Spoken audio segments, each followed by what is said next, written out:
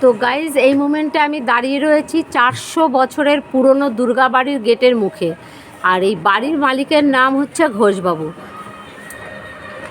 আর বাড়ির ভেতরটা তোমাদের আমি একটু দেখাই।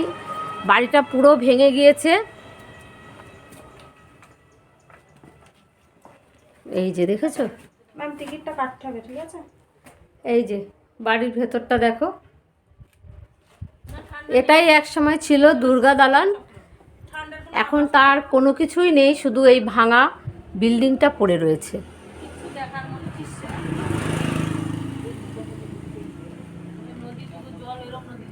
এই মোমেন্টে আমি দাঁড়িয়ে রয়েছি টাকি প্রতীক সৈকতের পাশে।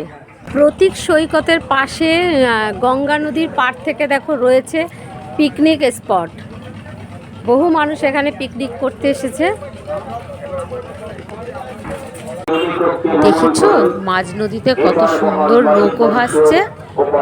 ওই যে দূরে দেখছো কিছু দাদা ভাইরা পিকনিক করতে এসছে। চলো যাই।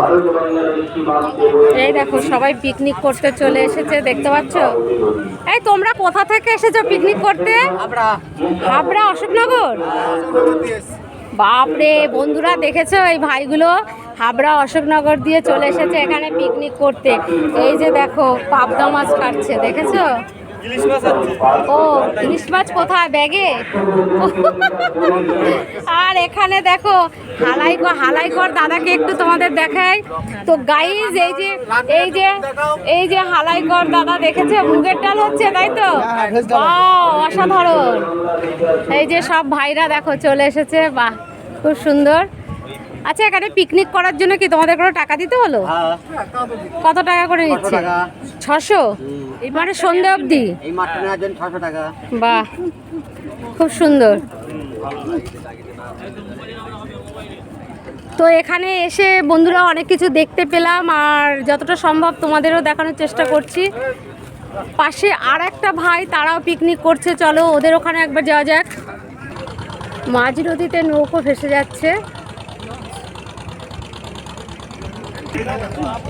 এই তোমরা কোথা থেকে পিকনিক করতে আসছো একটু যদি বলো?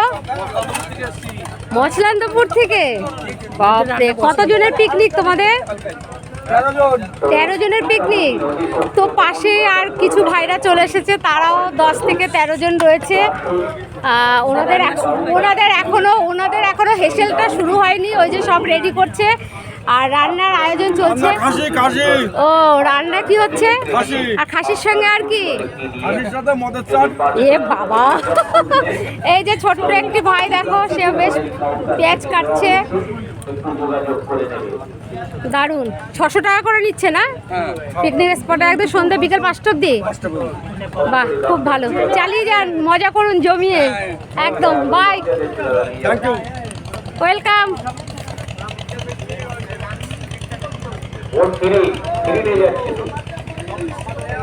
তো গাইজ এই মুমেন্টে আমি চলে এসেছি টাকি স্বর্ণময়ী শ্মশানে। আর এটা হচ্ছে টাকি স্বর্ণময়ী শ্মশানের মেন গেট। আমি শ্মশানের ভেতরে প্রবেশ করছি। এই দেখো শ্মশানের ভেতরে একটা কল বসানো রয়েছে, তুলসী মঞ্চ রয়েছে। এখানে মরা পোড়ানো হচ্ছে, মানে লাশ পোড়ানো হচ্ছে। সে গন্ধটা আমরা নাকে পাচ্ছি সীমা?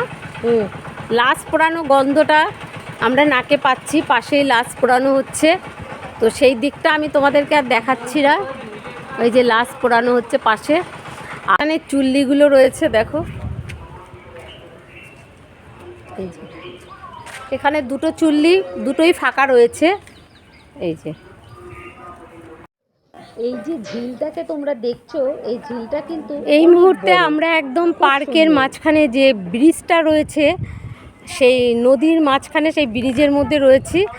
আর আমাদের সীমাদি ওই যে মাঝখান থেকে হেঁটে গটগট করে চলে যাচ্ছেন। এই যে দেখছো ব্রিজটা যেখানে শেষ হয়েছে, দেখো খুব সুন্দর ছোট ছোট বাংলো তৈরি করা রয়েছে। আর ঝিলটা অপূর্ব, যেন পুরো মনে হচ্ছে একটা ছবি আঁকা। এত সুন্দর দেখতে লাগছে, কি বলবো তো।